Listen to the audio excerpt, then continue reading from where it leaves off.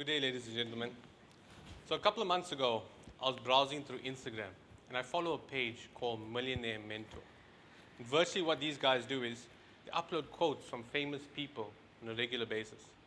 One of the quotes that really caught my attention by Warren Buffett, and reads as follows. The difference between successful people and really successful people is that really successful people say no to almost everything. So this got me thinking, is this true? We have a room here full of really successful people.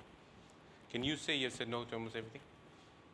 Can I, Rakhil Sewpersadh, an internal auditor at Sanlam, say I've said no to almost everything? Let's find out. This is a timeline of my life where I had to overcome certain obstacles. And from these obstacles came what I call success stories. I'll be sharing a few of the success stories with you today, and I'll end off my learnings with GDP. What goes around comes around. My first year of high school, grade 8, a very, very low point in my life. I had absolutely no friends. Not because I wasn't friendly or anything, but because I couldn't relate to those people in that school. I didn't want to be what those kids wanted me to be. So during one lunch break, I was sitting in the back of the school like normal. For some reason that day, a whole group of friends came and sat next to me. One of the guys in that group got a new cell phone, and he was showing it off to all of his friends. So as he was passing through all of his friends, I asked the guy next to me, can I have a look at your cell phone? Or that guy's cell phone. He said, yeah, sure, no problem. But as he passed me that phone, the owner of the phone started shouting. Not at me, but at the guy who was passing me the phone. Telling him, hey, why are you giving this guy my phone? I don't want this guy to touch my phone. And he grabbed the phone out of my hand. So I asked him, what's wrong if I touch your phone? And he told me he doesn't want my dirty hands on his phone. This really upset me that day. But I went home that day and I told my dad and my parents, I said, I can't be in the school anymore. I'll never make friends there. I can't relate to anyone. My dad told me one thing. Put your head down, work hard, and you'll see everything will come together. After a couple of years, that happened. Everything came together. But that's not the crux of the story. Let's fast forward to second year varsity. I was walking back from the lecture room, and I hear my name being called. I turn around, and guess who it is? It's the guy that took the phone out of my hand. Guess what's the first thing he did when he saw me? He shook my hand. And as he shook my hand, I looked down. I got all these flashbacks from school where I had no friends, I was depressed or sad. The main thing that stood out was this guy who said my hands are dirty is now shaking my hand. In a nutshell, this guy was in exactly the same place I was in many years ago. He was lost, he had no friends, he was depressed. And that's where my story comes from, the moral of my story. What goes around comes around. What you do today can come back to you tomorrow. For every action, there is a reaction. Trust your values.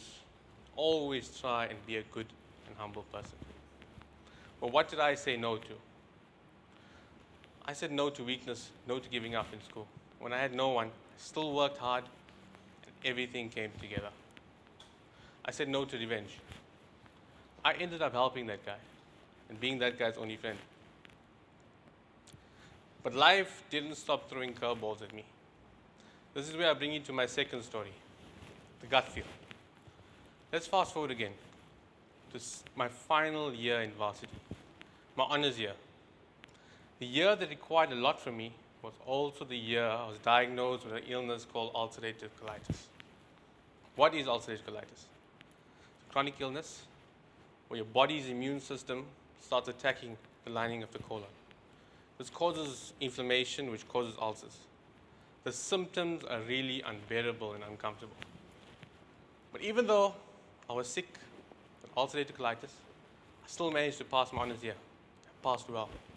And that is because of three things: my dedication, my determination, and my sacrifice. However, 1 week after I wrote my final exam, my body took a knock. And my ulcerative colitis hit its peak. I was bedridden and hospitalized for almost 3 months. This delayed my job hunt.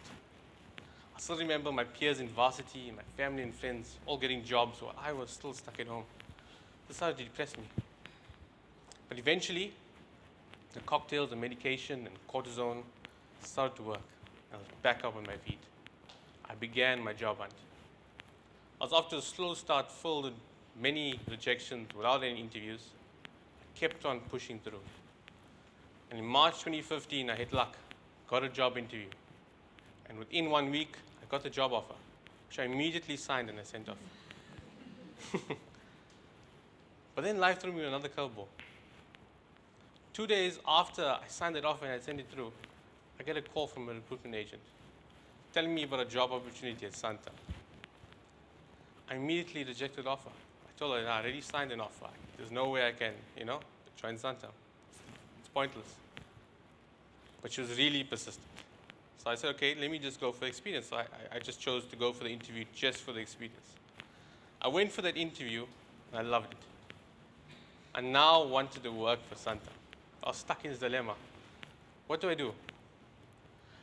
I already signed an offer which I sent through. I don't even have this job at Sanlam. So I resorted to family and friends for some advice. And you know what they all told me?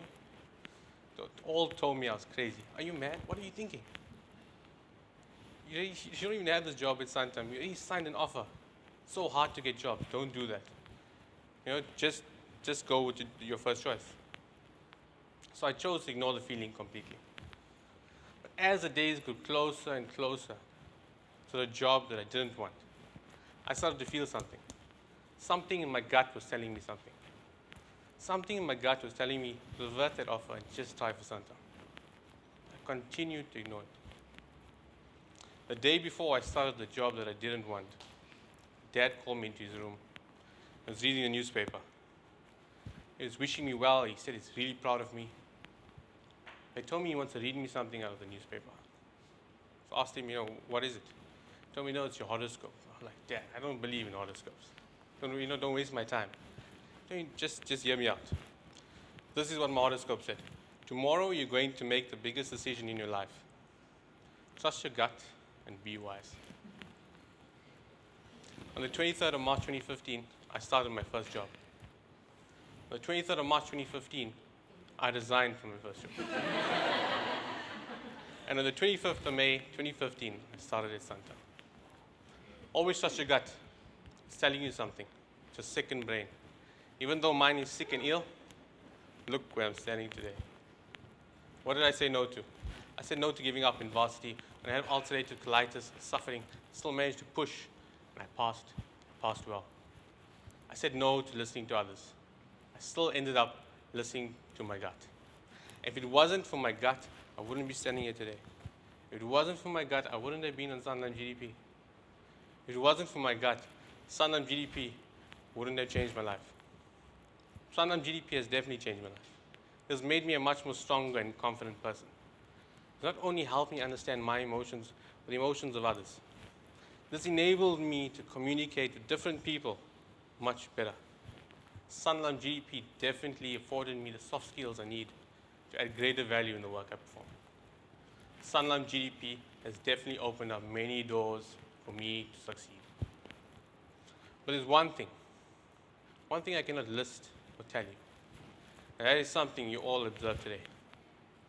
You all watched 20 graduates come off the stage today and deliver their TED Talks with confidence, power, structure. For most of them, that is because of one thing. That is Sanlam GDP. Did I say no to everything? No. I said yes to some things. That is why I am really successful.